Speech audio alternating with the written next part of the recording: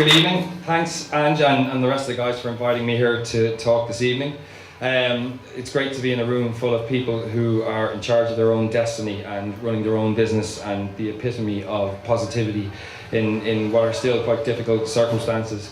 I'm not someone who owns my own business. I've never set up my own business at all. I run a business that's owned by shareholders who live in the UK, and I've never met them. So ShopDirect Ireland is the business that operates Littlewoods Ireland. So you may have heard of us. We're an online retail business. And I started in 2005 in a business that was very different to what it is today. And I'm just going to share with you, just very briefly, the journey we've had over the past 8 years. So when I first started in the business, it was a catalogue business. And you may remember the brands Family Album and K's way back when. They were very, very traditional catalogue businesses with very, very loyal customers. But unfortunately, that kind of business model was dying out.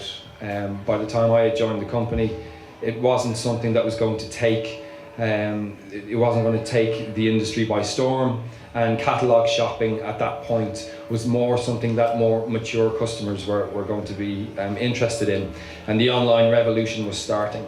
So we had a big job to do, and the first thing we did locally was to decide we were going to change the name, which was met with massive challenge from our shareholders in the UK, and they made it very, very clear to us at the time that if we did it, it was on our own heads, and if it didn't work, well, heads would roll. But I'm glad to say that we took the decision for the right reasons. And cut to today, we've doubled the size of the business, and we've turned it into a profitable business, which it wasn't when we started out in 2005, 2006. So along the way, we've had to endure a few challenges, not least the fact a change in customer base. We had to lose some customers along the way, because as we took paper out of the market and we moved online, the demographic of our customer changed. And listening to some of the speakers here tonight, in particular, Mark was talking earlier on about the Mittelstand in Germany and the real great passion that business owners have, etc. It reminds me of kind of one of the key ingredients that we've had to really instill in our team over the last 8 years in order to get to where we are now.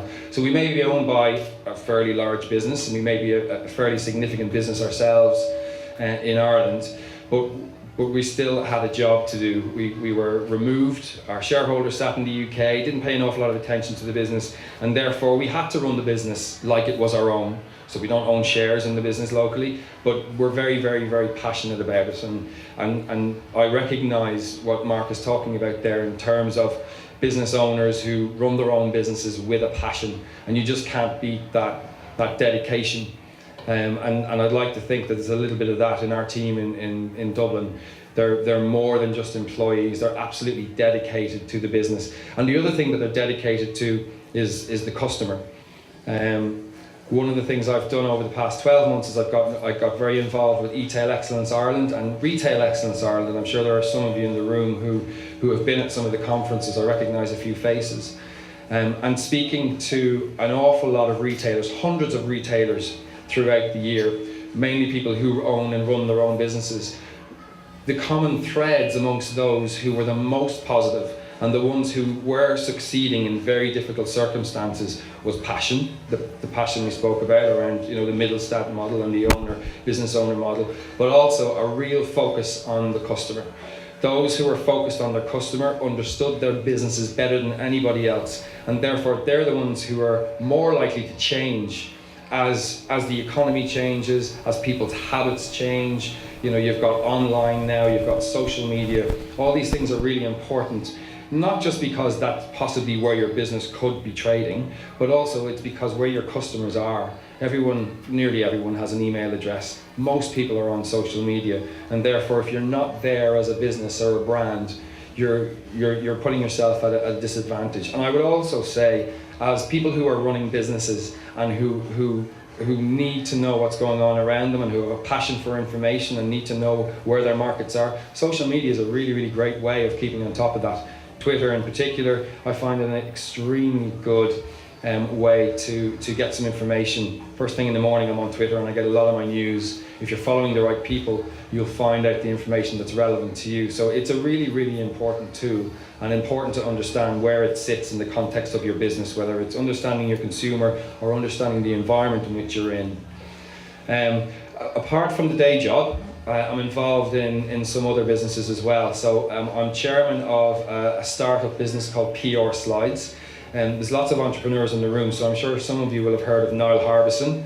He started up Simply Zesty in the past and sold it to UTV. So that's a company that he runs, and I'm a non-executive chair, so I only have a very small involvement with them. But it's great to be involved and understand and see on a daily basis the challenges they have, where I have certain challenges with shareholders and with bankers and with the central bank and stuff like that. The challenges these guys have with recruitment and with employment law and with taxation and hiring the right people and finding investment for their business, PRing their business on a shoestring. Those challenges are equally tough, and they wouldn't be able to do it without a huge positivity. So positivity, a focus on the customer, and a passion for your business is obviously something that everyone in this room is going to understand. And without those values and without those traits, we don't stand a chance. But as Mark said, it's people like you who are going to make the change, because we're not out of it yet. You know, I am one of those people who do believe that we are about to turn a corner, and it is going to get better, and you can see a slight uplift in retail, etc., and as a result in the economy. But you have to work hard to get there. So the message is just to keep positive, keep focused on your customer, and you'll get there eventually. So thank you very much.